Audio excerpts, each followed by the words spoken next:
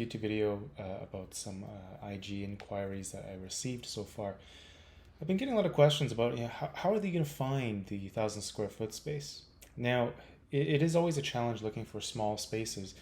Generally, people who look for small spaces, they have a very high business acumen and they end up getting that small space to maximize their profit margins, not necessarily increase revenue, but just increasing their profit margin.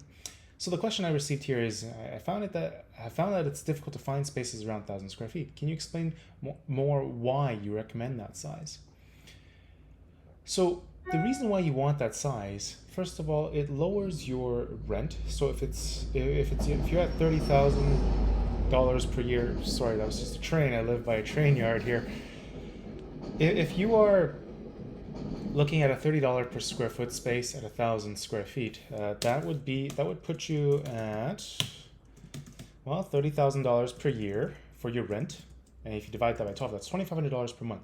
But this doesn't necessarily include your operating cost. If I were to be conservative, and I would say, hey, look, your rent is going to be, it's actually going to be closer to $45 per square foot. The reason is because your operating costs, right? Your condo cost that you have to add to it.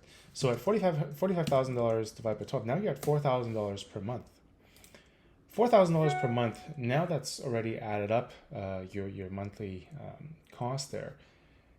That's something that you need to take into account. The smaller the space, the less rent you pay, the more revenue you make. Furthermore, this user here is stating that once COVID is over, they want to create a space for people to gather.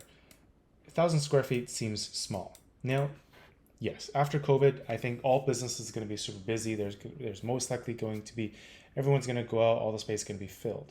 This is a normal occurrence, but it's not going to last forever, right? People are going to go out for the first 30, maybe 60, maybe 90 days, and then they realize, I've gone out enough, I've got my fix, traveled enough, I'm just going to relax now. And you're going to be back at that regular interval of customers. You want to have a business that's going to be busy and packed more so than a business that's constantly empty. Nobody wants an empty business, right? When you're at 1,000 square feet or in a smaller space, yeah, you're going to be busy. But you want to be making, you want to maximize the complete potential of the revenue you can make in your space. It doesn't matter if you're 2,000 square feet, 5,000 square feet.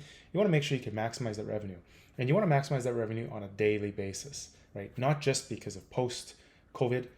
You want to be able to really take advantage of that all the time.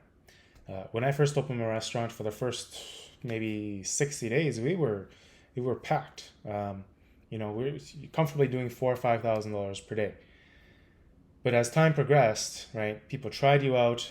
Some liked us, some didn't. That's very normal. You're not going to hit that peak all the time.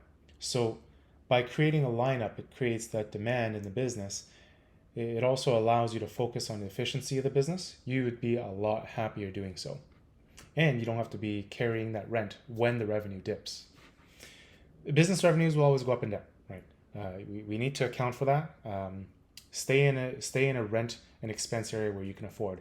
It's no different from you going out to rent a condo or buying a house. You want to be in a mortgage in somewhere where you can afford for the good times as well as the bad times. Thank you for watching this. I hope this answers your questions regarding square footage.